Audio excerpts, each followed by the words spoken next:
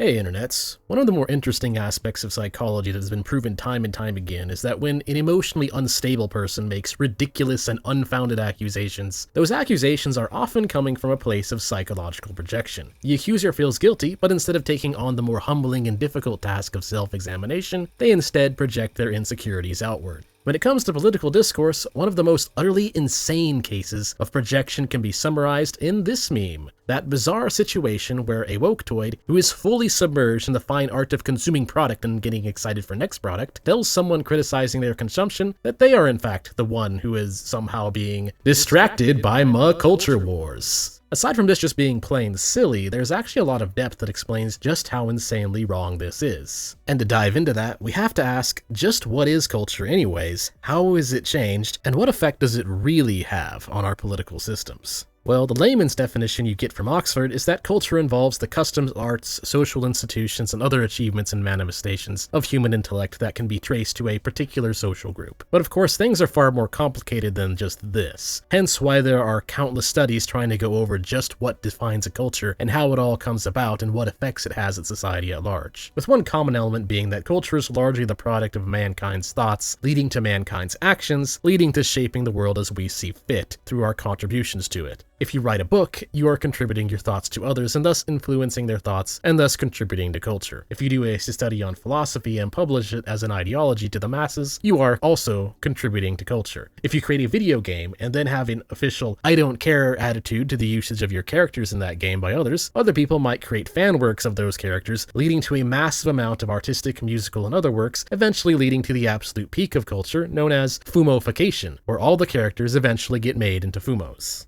But in all seriousness, culture is in many ways everything you see around you that was created as a manifestation of the human mind. The impact it has on how human thoughts lead to more actions and more creations cannot be understated. This is probably what led to the Breitbart Doctrine, or the claim that politics is downstream from culture, and that to change the politics of a society, one must first change culture. If you look at things in short terms, such as in the span of a single decade, Andrew Breitbart appears to be somewhat correct. For example, why the right failed to make a cultural shift away from the cult of woke with the election of Donald Trump in the 2016. It appeared at first to work a little bit, but there was an immediate backlash following around 2018. But on the flip side, where did the cult of woke come from?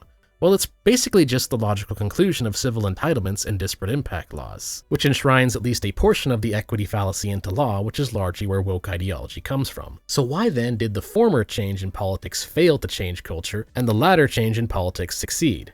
The answer to this question reveals the main missing components of the Breitbart Doctrine, the power dynamics of intelligentsia. How exactly do you influence culture? You can try to do it by starting your own media company and pushing your own ideas out into society, but that's just a drop in the bucket compared to the power structure at large, which comes from the mainstream corporate media and our intellectual institutions or academia, or as Curtis Yarvin likes to put it, the cathedral. And political power actually can influence how the cathedral operates. See, while politics has a difficult time exerting power to immediately cause a culture shift in the short run, in the long game there actually is a way for a centralized state to eventually get what they want.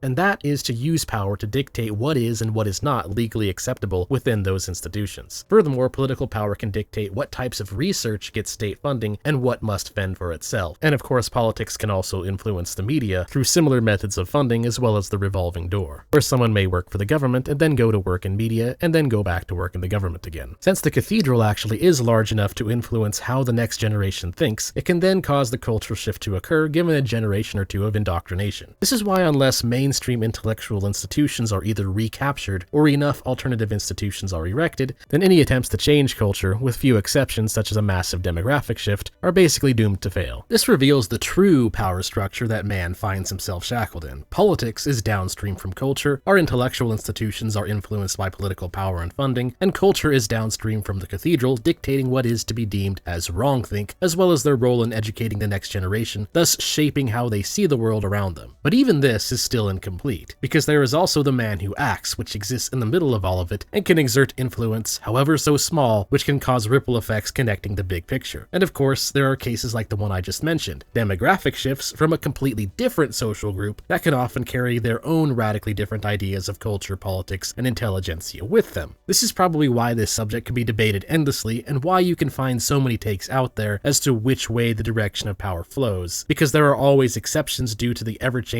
subjective subjective nature of the mental activities of men that determine their actions, or as von Mises puts it, thymology. So now going back to this meme, we can fully understand what's really wrong with these people. Not only is this statement usually projection, but it's also a complete and utter absurdity. Anyone involved in any political, economic, philosophical, or otherwise intellectual discussion is to some degree involving themselves in what can be called a culture war. And the real reason some people are questioning all this garbage we see being pushed by the media and being justified by nonsensical social science isn't because we are distracted by it, but because we recognize it for what it truly is: propaganda.